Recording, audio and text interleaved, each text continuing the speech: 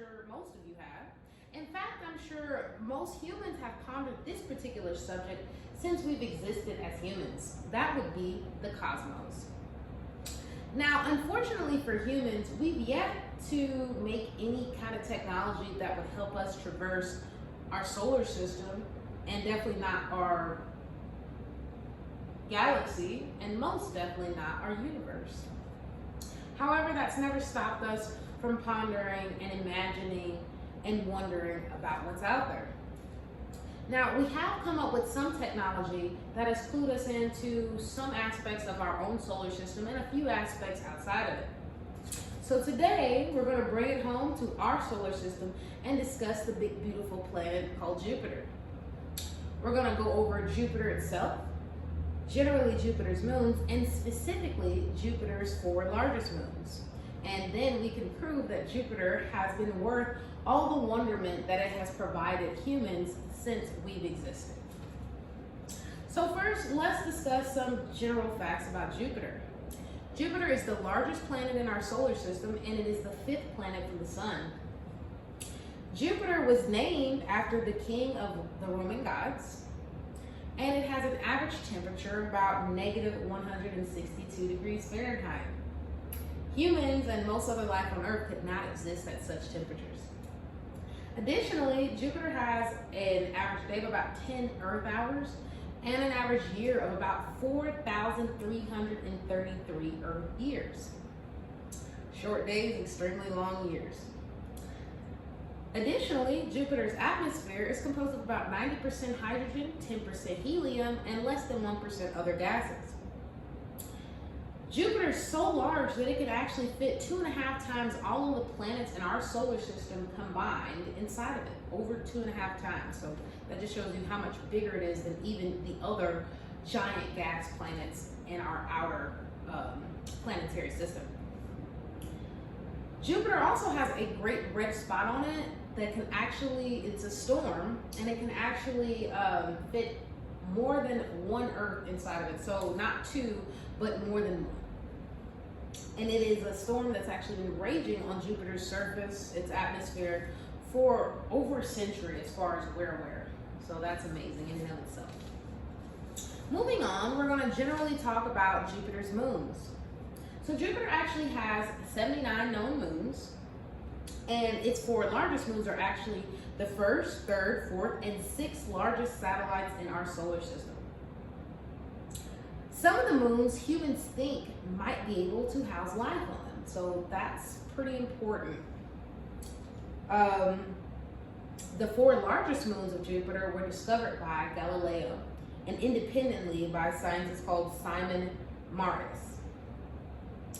And also, Jupiter's 4 largest moons actually make up about 99.999% of the mass that is orbiting the planet. So even though Jupiter has 79 moons, those 4 moons are so large that they make up almost 100% of the mass that's orbiting that planet.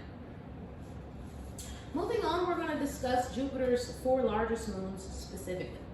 So first we have Ganymede. Ganymede has a diameter of 5,262.4 kilometers, and that makes it the largest satellite in our planetary system.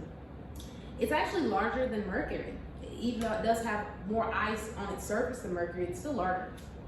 And it's the only planet that we know of in our solar system with a magnetosphere, which is actually something that we see in planets and suns. So that's pretty interesting. It's like a planet revolving around another planet, so to speak.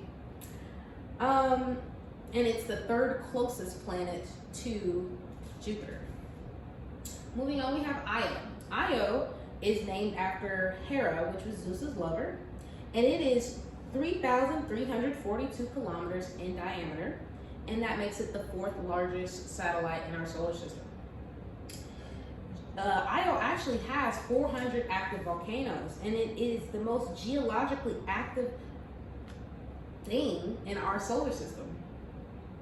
It's also dotted with over 100 mountains, some of which are larger than Mount Everest, which is really cool. It's actually the innermost moon of Jupiter, and it's composed almost entirely of silicon. So that's pretty interesting as well. Next, we have Europa. Europa is the second innermost planet orbiting Jupiter. Second innermost moon, which these are big enough to be confused with planets.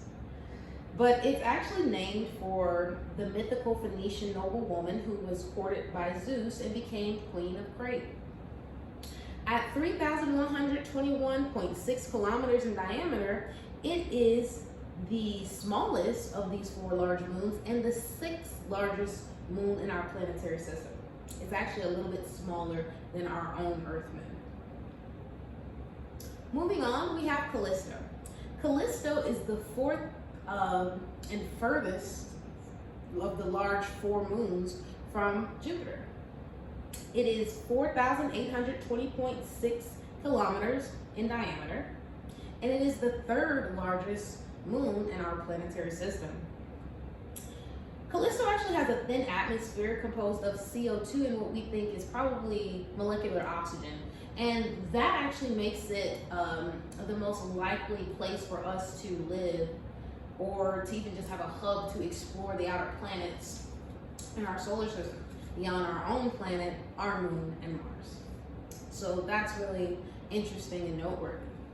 Now, after we've discussed Jupiter, its moons, and specifically its four largest moons, I hope you've taken away some genuine interest and value in this planet, and are maybe gonna study more planets in our solar system, as well as some of the other galaxies outside of our solar system. I hope you all continue to stare out into the cosmos and wonder what may be out there.